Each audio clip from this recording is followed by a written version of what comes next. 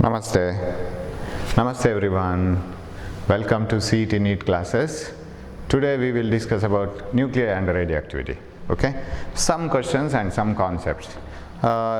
Similar to atoms and dual nature, this is also another easier chapter. You may be knowing about the theories and the concepts that appear in this chapter. Right? Namaste. Welcome to the classes. So first of all, we will have a little bit idea of theory. That is, whatever the main things that we come across in nuclei and radioactivity. Every nucleus is characterized by two numbers. One is mass number and another is atomic number. Z, X, A. So this represents number of protons and this represents number of nucleons. Nucleons means number of protons as well as neutrons. So both together make A. So what is the number of neutrons only? Neutrons only, if you want, you should subtract A and Z, because A contains both protons and neutrons. Now, more the number of nucleons, more will be the size of the nucleus. Nuclear force is always attractive, but its core, it is repulsive little bit, because if the core is not, the center of the core is not repulsive, what happens is all the nucleons will attract each other with a strong nuclear force and the whole nucleus will collapse.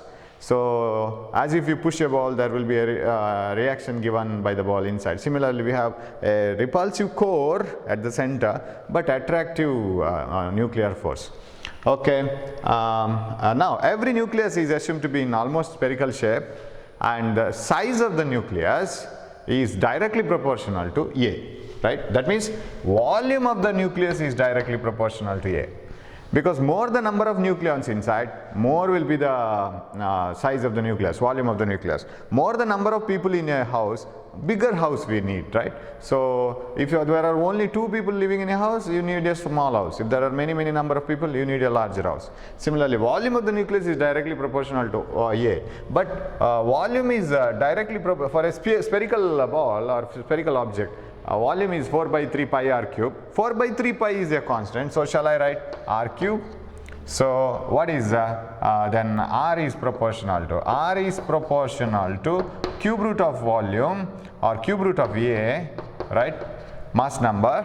R is equal to r naught a to the power 1 by 3, where r naught is a constant, almost same for all the nuclei. That constant r naught is same for all the nuclei almost, but that may varies little bit from nuclei to nuclei, nucleus to nucleus, but still you can take it as almost constant. R is equal to r naught a to the power 1 by 3. So radius of a nucleus is given by, can you see here if I write?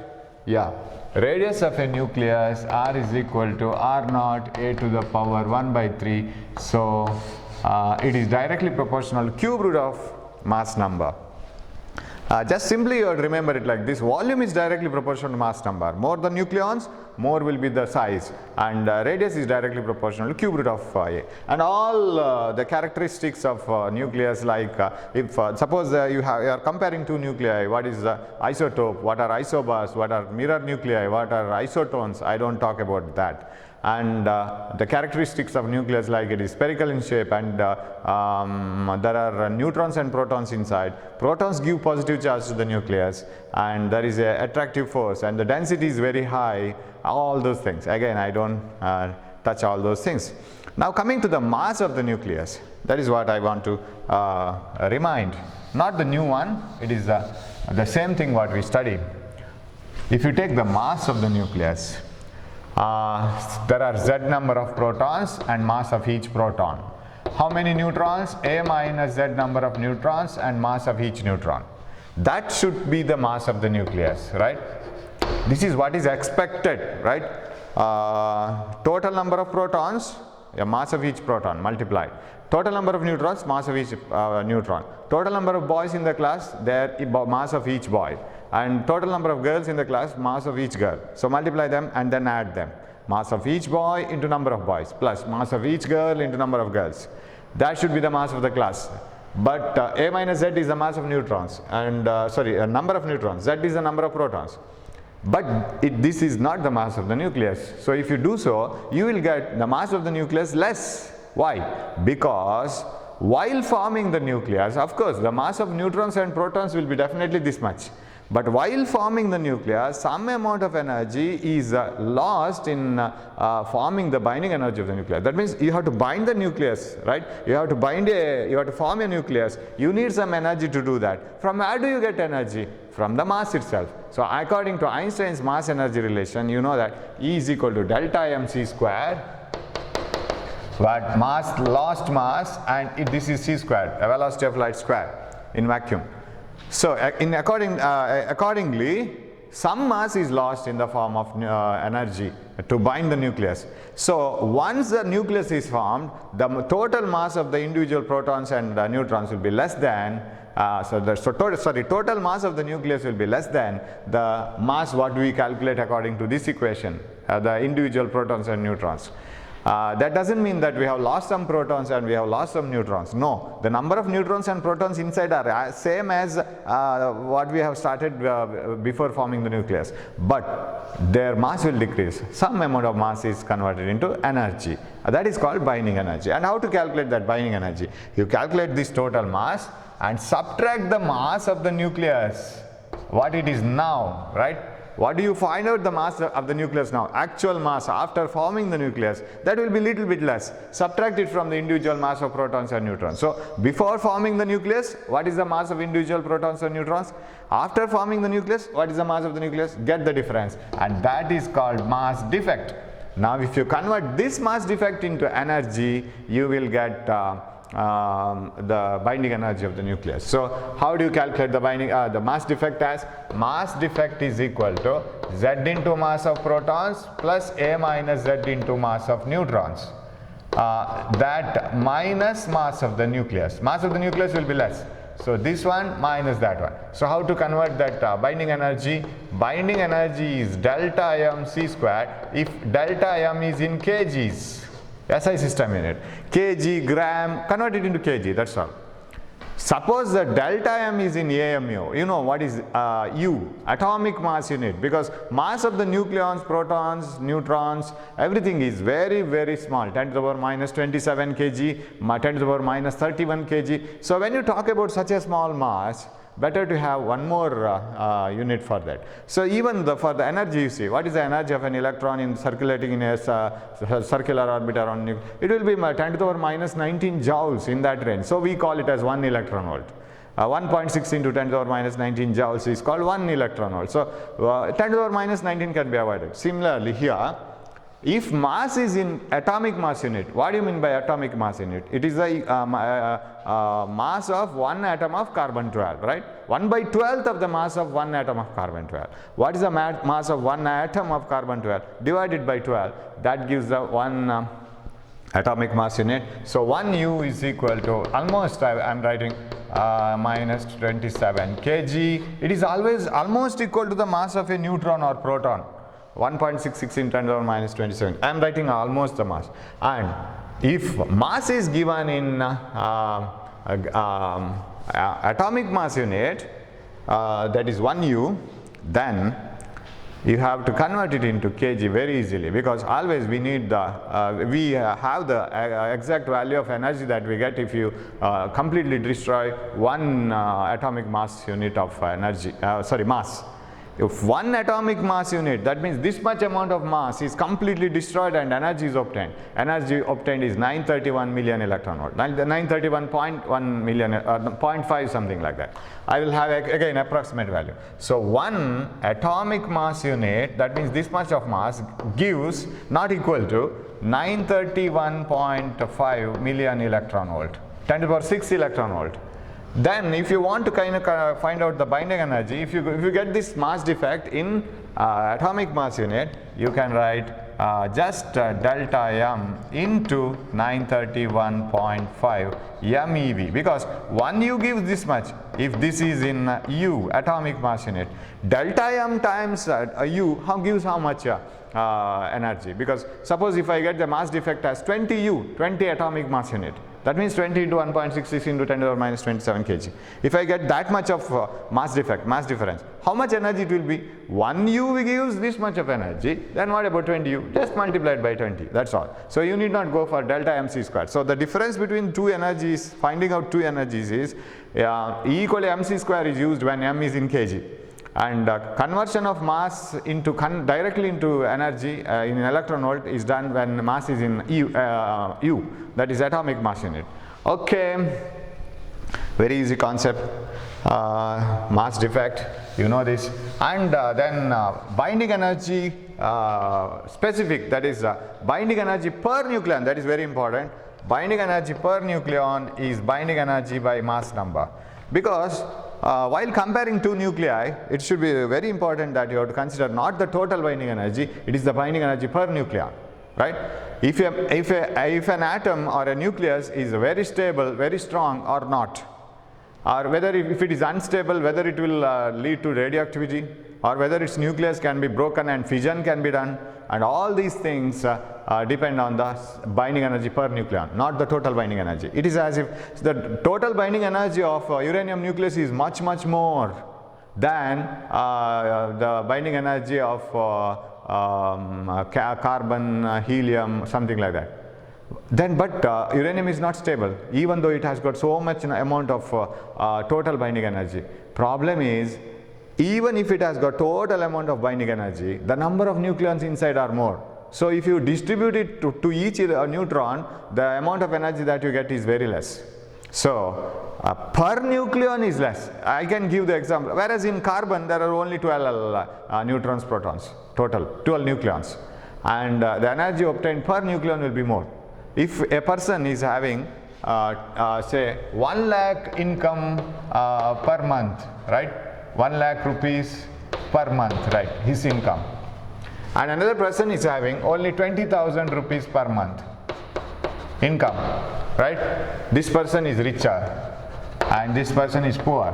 Why, sir? He is having 1 lakh per month, he is having 10 people in his house, very large family, right, whereas this person is having only one person in his house. Let us imagine like this. This person is having only one person in his house, and the other one is having 10 people in his house, and he has to feed 10 people. This has to feed only one. So what is the energy, that is the amount of vitamin M, that is money that is obtained per candidate. Here per candidate is 10,000, here per candidate is 20,000. So this person is richer, he can't have much money remaining every month, his savings is very less. So that's how it happens. Even though uranium is having more binding energy, its binding energy per nucleon is less, so it is not very strong. Even though binding energy of carbon is less, or iron is lesser than uranium, its per nucleon is very strong, because number of nucleons are less. So if you draw a binding energy curve, it will look like this. For helium and some oxygen, there are some spikes here, you know this, I don't explain too much. And here is calcium and iron, Fe, right, which is very stronger, and this is binding energy per nucleon, remember, and this is mass number, not atomic number. It will be like this, and uranium and other things come at the end. And this binding energy curve clearly says one thing, that is elements having less mass number have very less binding energy per nucleon. Elements having high mass number have less binding energy per nucleon, and this will be about 7.5 or 8 million electron volt, right, the value of this, you know, be remembering almost maximum, and per nucleon I am talking. And heavy nuclei have less binding energy per nucleon. Lighter nuclei have very less binding energy per nucleon. What does it indicate? In nature, every material or every atom wants to be very stable. So what they do? They combine together or split. Heavy nuclei split, and that is called fission. So we find fission in fission reaction, right? So heavy nuclei, if it is unstable and if the binding energy per nucleon is less, it splits into two nuclei, and the two nuclei will be stable. And the lighter nuclei, which are very unstable and which have less binding energy per nucleon, combine together to form the heavy nucleus here, right? So fission and fusion, why should it occur? This is the reason. So why does the house divide? Because when they were together, they can't live. There are so many problems, especially vitaminium. So they split and they take care of themselves separately. So they grow richer. So that may be the expectation, like that. So similarly here. So heavy nuclei break up and they become stable. Lighter nuclei combine and they become stable.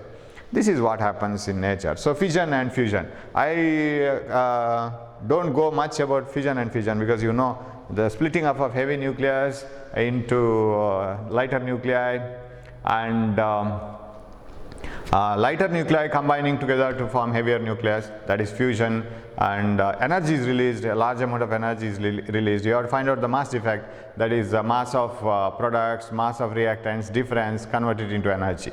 All those things are quite common. And another important thing here is what type of reaction is occurring in stars, because sun, for example, the nearest star for us, is emitting energy from so many billions of years, and still it is emitting energy. What is the reason? It is a fusion of hydrogen into helium and then next elements like this. So it is a fusion process which is occurring in the sun, which is giving energy, because mass difference is given as energy. Okay, then what else here? Right, nuclear reactor. Better you read nuclear reactor a little bit, because there are some questions. Maybe how does a nuclear reactor work? The nuclear fission, controlled nuclear chain reaction is occurring. How do you control it? By controlling the number of neutrons released. How do you control the number of neutrons released? There are different parts. There is a core inside the nuclear reactor where fission reaction is taking place, and because the harmful radiations are not allowed to come out, that is one thing. And another thing is the control rods will control the number of neutrons, because neutrons bring about fission. One neutron hits one parent nuclei and it splits, and 3 more neutrons or 2 more neutrons are released, they go and hit, and all these theories. I don't spend much time in theory. And control rods control the number of neutrons, thereby they can control the further chain reaction. What about moderators? The naturally available uranium-235, or it needs a slow neutron. But neutrons released during fission reaction are fast neutrons. If they are fast neutrons, they don't keep themselves inside the nucleus, they come out. So only with certain speed, neutrons with certain speed can bring about fission. So the fast neutrons have to be slowed down, that is moderators. Moderators will slow down the neutrons, and heavy water is circulated to absorb the energy, heat energy, and all these parts, right? And yeah, you have some examples also, control rods and these moderators and all. So look into that yourself, you can read it. Next we will go to this radioactivity, the spontaneous disintegration of heavy nuclei. Suppose you have a uranium nucleus that will start emitting alpha, beta, gamma radiations. That nucleus is not stable. It wants to be stable, and if it wants to be stable, it will start emitting the radiations. It will emit alpha particle, it may emit beta particle, it may emit gamma rays. Gamma rays are electromagnetic radiations, whereas alpha and beta are particles, a beam of particles. Alpha particle, you know, alpha is 2He4. It is a collection of 2 protons and 2 neutrons. 2 protons, 4 minus 2 neutrons. So it is a nucleus, it comes out. It is very heavy, right? And beta particles. Beta particle is a beam of electrons. I write it like this, -1E0. Actually, electron is not given atomic number and mass number. Simply to understand, I will give it like this. It is -1, right? It is having negative charge. So electrons, beam of electrons is called, it is a negatively charged electrons, are called beta particles. Beta minus, I actually have to write. And gamma rays are electromagnetic radiations. They are neutral, they are photons, but their mass is very less. Electromagnetic radiations, photons don't have any mass. Now if you observe these 3, they have their own characteristics. Alpha particle is heavy, very light, medium, right? Every characteristic is medium for beta particles. Once a particle is heavy, it is used to kick out electron from another atom. That is very easy, right? If you want to remove a mango from the tree, you will select a sufficiently heavy stone, right? You don't throw away sand particles on the mango to remove it, because sand particles, whatever the velocity you give to the sand particle, its kinetic energy will be very less. So its momentum will be very less, because its mass is very less. So take a suitable stone of suitable mass and throw it away. Hit the mango, and mango will be plucked down, and it will come down, and you can catch it. So you need a sufficiently larger stone depending on the size of the mango. Suppose you want to remove a jackfruit, it is very heavy and you need a very larger stone. Similarly, if you have an alpha particle, it is very heavy, and if you hit the alpha particle to a nucleus, an electron will come out. So alpha particles being heavier, they have high ionizing power. Ionizing power of alpha particles are very heavy, right?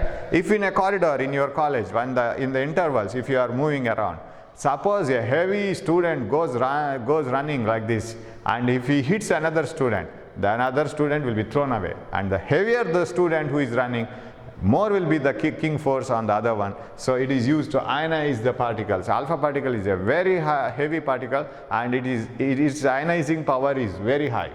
What about gamma rays? Very less, least ionizing power, because they don't have mass. But I don't say that they don't have ionizing power. They have, but their ionizing power is very less because they don't have mass. If you want to kick out an electron, you should have sufficient kinetic energy. That means you should have heavy mass and you can move with a certain speed. Okay, what about beta particle? Medium again. Then, penetrating power. Who is having more penetrating power and less penetrating power?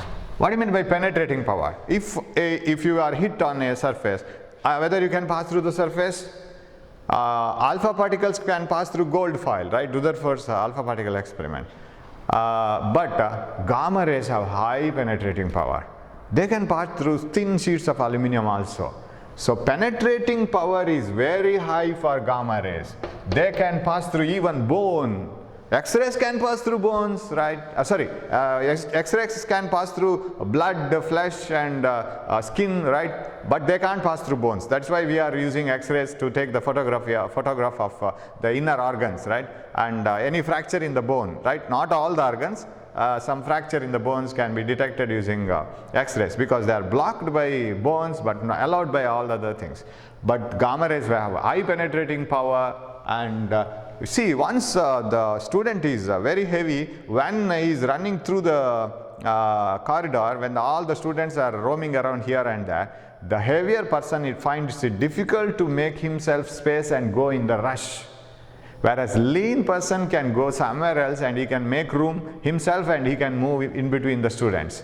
So penetrating power is more for gamma rays, very less for alpha particle, because it is heavy, it finds it difficult to penetrate. Whereas this is medium again. So remember this, right? Lighter the particle, more will be the penetrating, right, power. So gamma rays have high penetrating power. That's why gamma rays are used for the treatment of cancer. You can kill the cancer cells using gamma rays. And so they have high penetrating power. But ionizing power is less. They don't have so much of mass. They don't have mass at all. And ionizing power is more for alpha rays. Okay, so this you must keep it in mind, and most of the teachers don't do this because this is not in the syllabus. Okay, another thing is the emission of particles. When an alpha particle, the process of radioactivity, beginning of radioactivity, remember, radioactivity can take place at any moment. It is not a triggering process. What do you mean by triggering? If you have a nucleus, heavy nucleus, if you want to open it, you can hit a neutron into the nucleus and it may open, or it may break. It may break into two nuclei. That is a control process. Whenever you want, you can hit it. So fission is a control process. You can do it at any time. It is not an instantaneous process, right? And whereas radioactivity is an instantaneous process. It can happen at any moment because we don't have any control over it. Uranium nucleus can start radioactivity at any moment. Once it starts, we don't have any control over it. Activity of a radioactive sample cannot be increased, cannot be decreased, cannot be controlled. At any moment it may start. If you heat it, its activity doesn't change. And if you put pressure on that, its activity doesn't change. And if you apply a magnetic field, its activity doesn't change. Radioactivity will start at any moment. It doesn't care whether it is Sunday, Monday, Tuesday, whether it is morning or evening, whether it is a holiday, lockdown, whatever it is. It starts by itself. So, and it is a self-acting process, right? Whenever there is a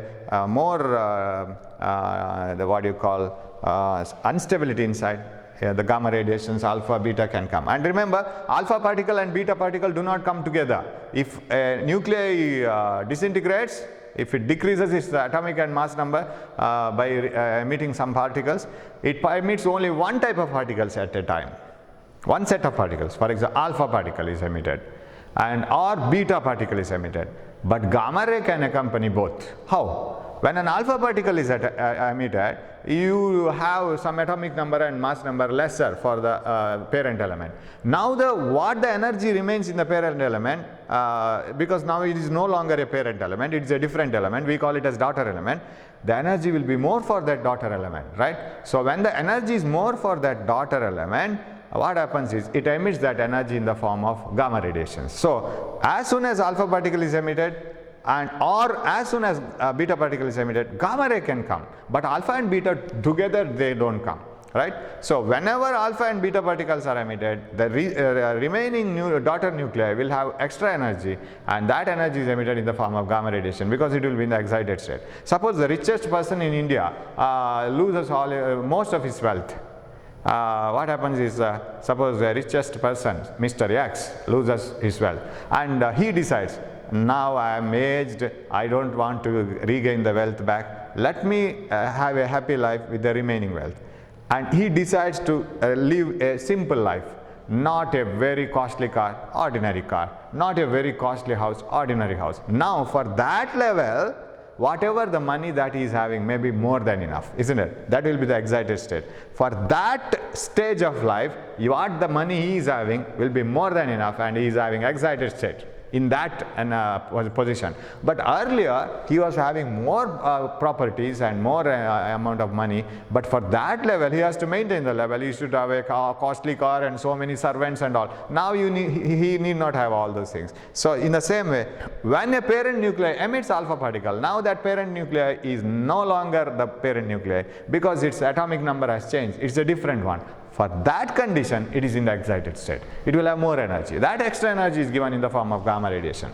Now if you take a parent nuclei, ZXA, say, A is the mass number, Z is the proton number, right, atomic number. If it emits an alpha particle, right, this is very important now. What do you mean by alpha particle emission? You should have an helium nucleus coming out. What about the daughter nuclei? Why? Its atomic number will decrease by 2, mass number will decrease by 4, plus some amount of energy is released. That is gamma radiations, right? Now, or I will write only this much, that is enough. Okay. Now, suppose a beta particle is emitted. Beta particle I have written, -1 E0. Okay, I will write it. Suppose a parent element emits beta particle. What do you mean by beta minus? Beta minus means it is -1, I will write it like this, just for your convenience. There is no method of writing like this usually. -1 E0, this is because you know that atomic number, same number of electrons are also found, right, in a atom.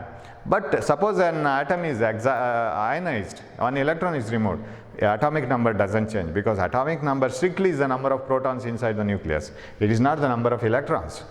Okay, -1 E0. So what will be the new element formed? Z+1, because it has lost, because this electron is not the electron which is outside revolving around the nucleus. I will tell you why it is Z+1. Sir, even if electron doesn't contribute for the proton number, how come this +1? We will argue that.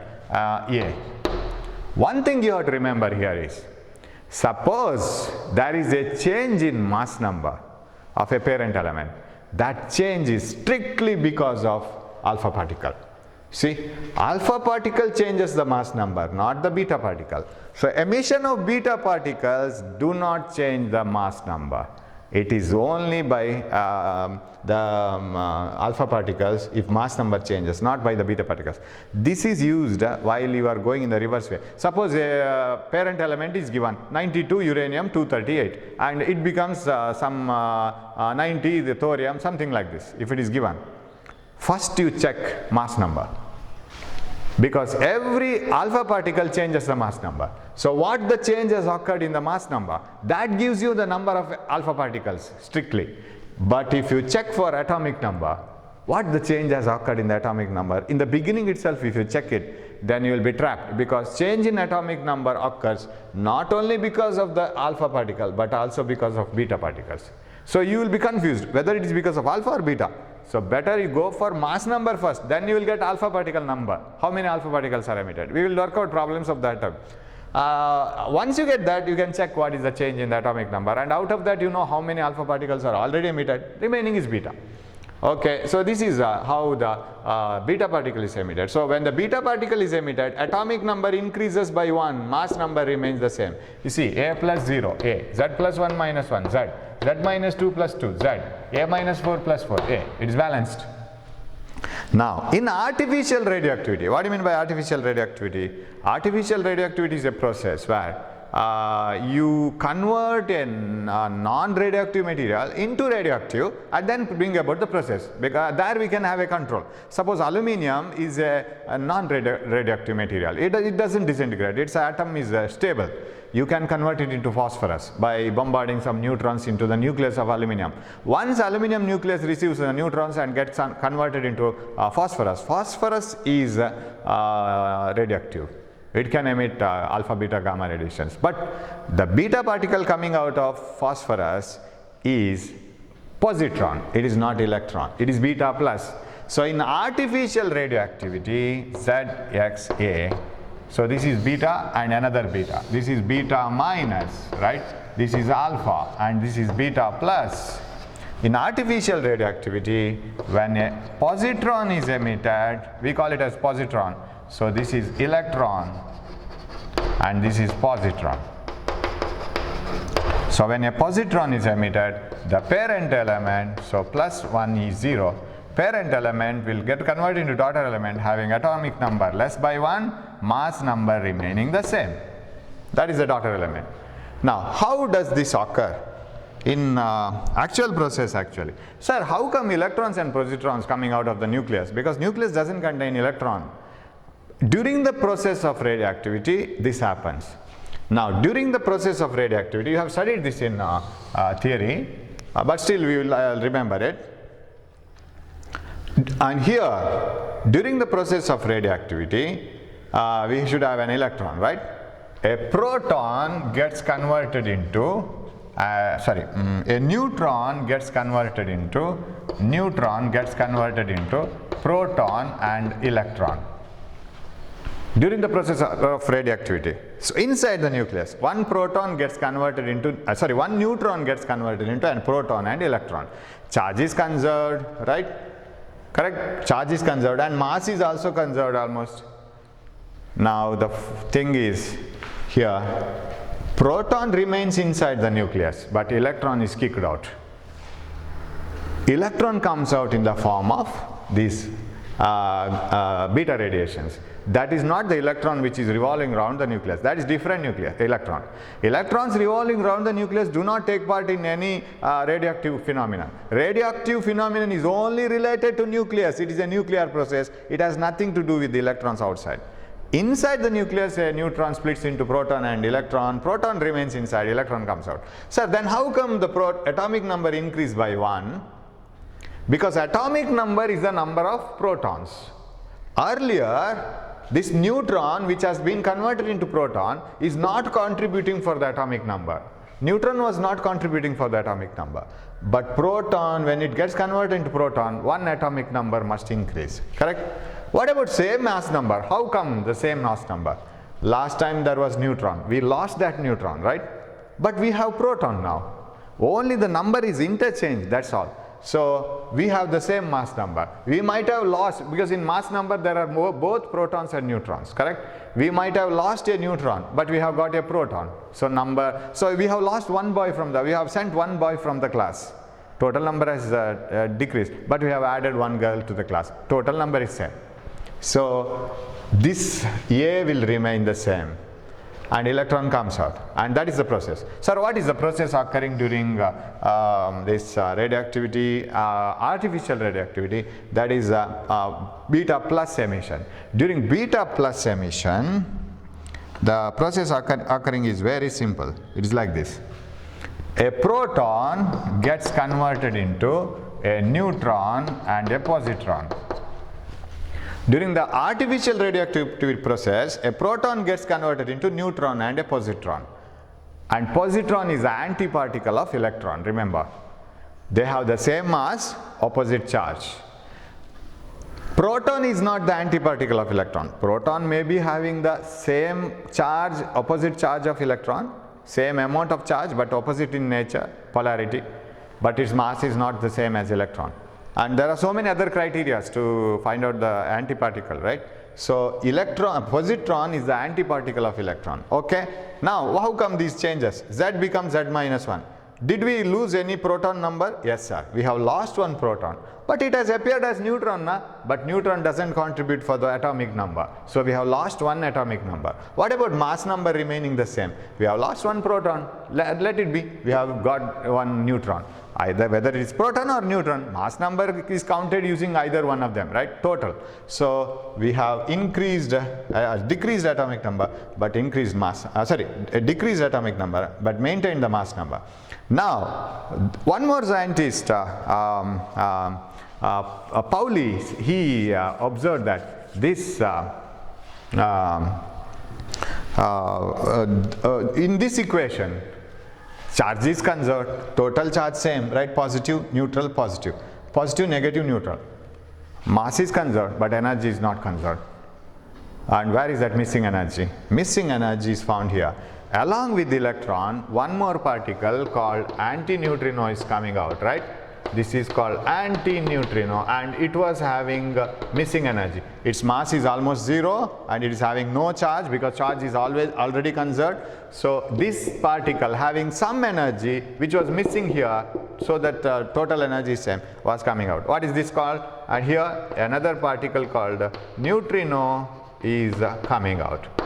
Now another interesting thing with this is, with that I will stop once, is these electron and positron particles. They are found in abundance in nature, and this electron and positron can combine together and they can produce a gamma ray.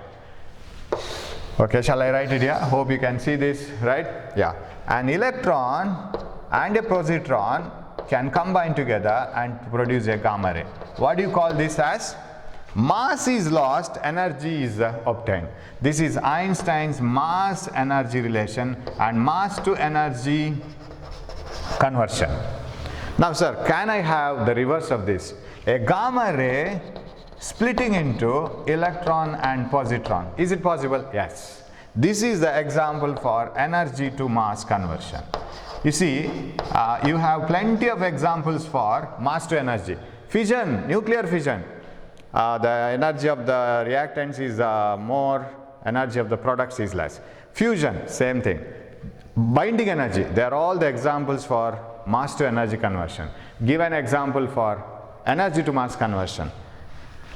Gamma ray, which is an energy, packet of energy, getting converted into two particles, electron and positron, that is the best example. And this is called pair production. Energy is converted into a pair of particles, antiparticle and a particle, pair production. Here, the pair of particles, antiparticle and particle, combine together to produce energy, and this is called pair annihilation. Pair production and pair annihilation. But remember, if this has to happen in nature, the pair production and pair annihilation, there is a minimum energy needed for the gamma ray, or minimum energy needed for this electron and positron. And I will give you the values. The energy of electron and positron, 0.51 million electron volt, kinetic energy, plus 0.51 million electron volt. Minimum, if they have this much of energy, an electron and positron, they will combine together to form a gamma ray. I'll write gamma ray here.